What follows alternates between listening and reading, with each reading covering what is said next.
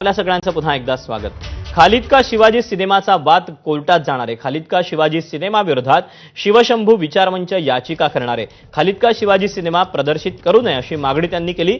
सिनेमातून शिवाजी महाराजांचा चुकीचा इतिहास दाखवल्याचा आरोप करण्यात आला।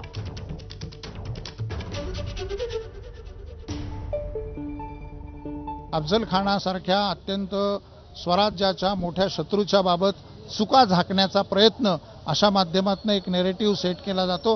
आम्हाला असं वाटतं की कान्स महोत्सवाकरता हा जो चित्रपट शासनाने पाठवलेला आहे त्याचं नामांकन मागे घेण्यात यावं आणि कायदेशीर कारवाई आम्ही करत आहोत आणि चित्रपटाच्या प्रकाशनाच्या प्रसारणावरती बंदी घालण्यात यावी महाराष्ट्र शासनाकडे। मग किल्ले रायगडाच्या बाबतीत इतके सगळे पुरावे उपलब्ध असताना रायगडावरती मशीद बांधली आणि ती सुद्धा शिवाजी महाराजांनी बांधली असं इतकं खोटं सांगण्याचं धाडस सिनेमाच्या माध्यमातून जी कोण मंडळी करत आहेत त्यांनी आमच्या समोर पुरावे सादर करावे, अन्यथा महाराष्ट्रात त्यांना होणारा विरोध हा उत्तरोत्तर वाढत जाईल। दरम्यान आरएसएसशी संबंधित संघटनाच चुकीचाच इतिहास सांगतात असं आमदार रोहित पवार यांनी म्हटलंय। दुसरीकडे रायगडावर मशीद असल्याचा कोणताही उल्लेख नाही असं ब्राह्मण महासंघाचे आनंद दवेंनी म्हटलंय। तर या सिनेमाला दिलेल्या प्रमाणपत्राचा फेरविचार व्हावा असे निर्देश दिल्याचं मंत्री आशिष शेलार यांनी म्हटलं।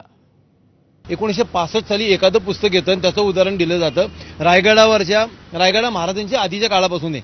प्रत्येक दिवसाची नोंद आहे, आधीपासूनची लेखणी आहे। कुठेही महाराजांनी त्या काळी मशीद असल्याचं सुद्धा नाहीये। रायगडाच्या राज्याभिषेकाच्या वेळेस रायगडाचे एक इंचचं मोजमाप घेण्यात आले लेखनामध्ये, कुठे उल्लेख नाहीये। त्यामुळे एखादं पुस्तक उगाच छापायला लावायचं त्या काळी, बरं आता ते पुस्तक समोर नाहीये यांनी असं सांगितलं होतं। म्हणजे 20 वर्षानंतर काय होईल, 2025 साली पिक्चर आलता त्यात असंच सांगितलं गेले। म्हणून या खोट्या विकृतींना आत्ताच दाबलं गेलं पाहिजे। पहिलं खालिद का शिवाजी या चित्रपटाच्या संबंधामध्ये त्या ठिकाणी प्रदर्शित केलेल्या मागणी आणि भावना या आम्हाला पूर्णपणे मान्य समजल्या आहेत। सीबीएफसीने सेंट्रल बोर्ड ऑफ फिल्म सर्टिफिकेशनने याला प्रमाणित केलंय, सर्टिफिकेशन केलंय। त्यामुळे याचा फेरविचार करण्याची परिस्थिती आहे असं प्रधान सचिव सांस्कृतिक कार्य मंत्रालयाला मी निर्देशित केलंय। तो पिक्चर मी तिथं अजून बघितलेला नाही। काय त्या पिक्चरमध्ये दाखवलंय हे तिथं आपल्याला बघावं लागेल, कारण आरएसएस नाही तर बीजेपी प्रेरित जी लोक आहेत ते नेहमी खोटाच इतिहास लोकांपर्यंत आणण्याचा प्रयत्न सातत्याने तिथं करतात।